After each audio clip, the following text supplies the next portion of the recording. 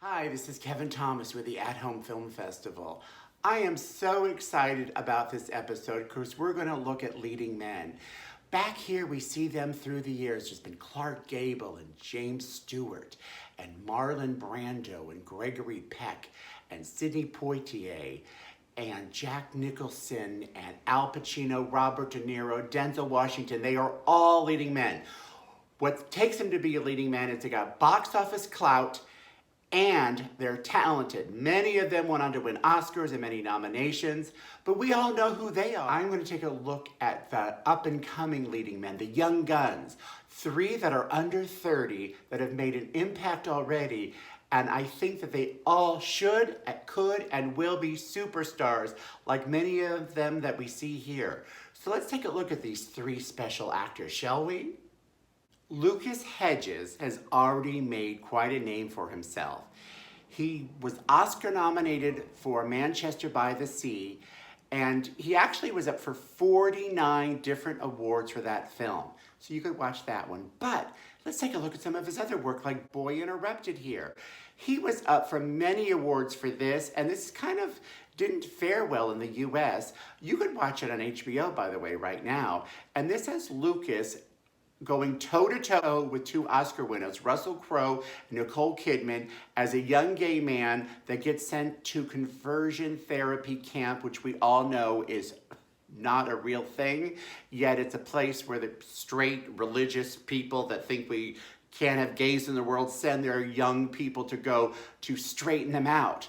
But oh God, what he goes through at that awful camp where they just treat him so poorly, inhumane. This movie is so great, gripping. It will make you bite your fingers the whole time and worry about poor Lucas Hedges. It's also got great performances by Nicole and Russell. Wow, this movie's wonderful, and it just shows what a great actor he is. Another Lucas movie I am focusing on is Ben is Back with Julia Roberts. Once again, he goes toe-to-toe with a big star.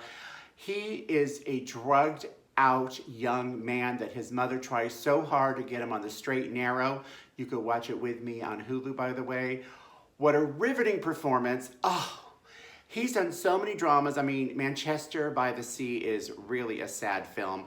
I'm happy, though, lately he's done some more uplifting films and comedies, so it shows he's got a great range, but he really is the everyman that we see in so many stars, and he's a great actor. You should seek him out. Oh my God, this movie, The High Note, this is how I discovered Kelvin Harrison Jr. He's attractive, he's charismatic, he can actually sing and act, and I thought he was so good in this film. Right after it, I had to look him up and watch all his other stuff because he is mesmerizing, and yet he's not the big star yet. So we have to support him and watch his movies. I've been this way.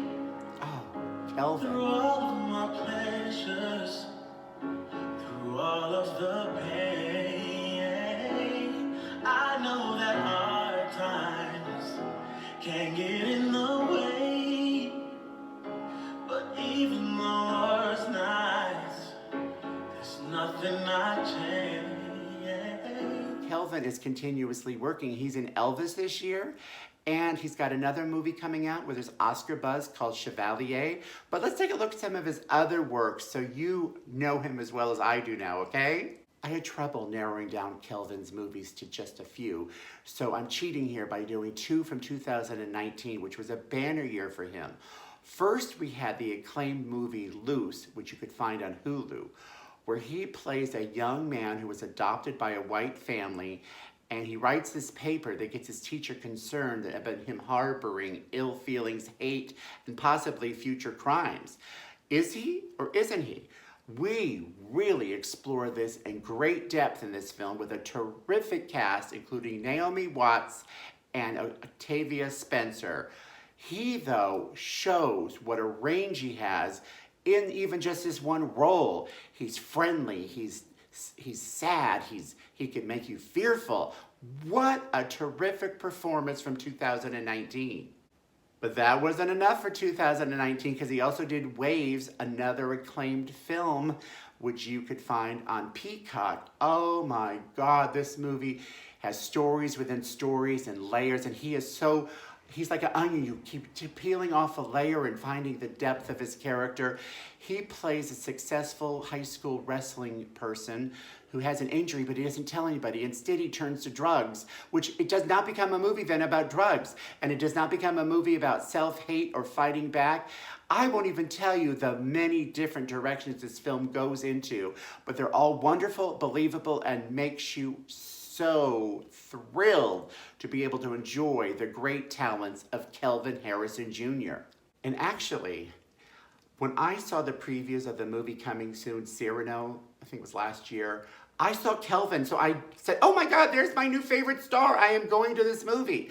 A lot of us didn't go to the theater, and actually this episode of my show, I waited for this movie to be free so I could share it with you. And I can't wait any longer. It's not free. It's cheaper now to buy, $7.99, but you could rent it for $5.99. But oh my God, he plays the more less intelligent version of the person who Roxanne is more interested in the Cyrano story because he's handsome and debonair and not as bright as Cyrano himself. But this musical is so wonderful. Let's take another listen to the wonderful Kelvin Harrison Jr. The trials of the real world are what matter, and all that should mold you. God, would I do to have the one thing that you have that I never will?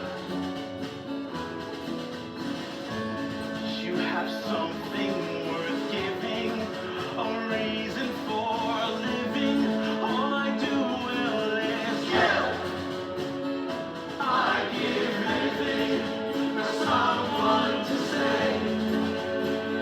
All the words I don't have and I can't put together. Oh, no wonder Kelvin has already won 13 different awards and nominated for 13 others. Why do we all go to Chevalier together when it comes out, okay? Our final star is Timothée Chalamet. He has a movie coming out this year with also Oscar buzz for Best Actor, Bones and All. He's already been nominated for an Oscar. I think he was the youngest person ever nominated for Best Actor from his movie Call Me By Your Name. And he's also been in 5 movies that have been up for Best Picture, including Dune. So in many ways, he's already a superstar, but just in case we all don't know him, this is our chance to get an introduction. One of his less known films is on Netflix called The King. It's a story of Henry V, which has been done many times by great actors. So for Timothy to step in those shoes is brave enough.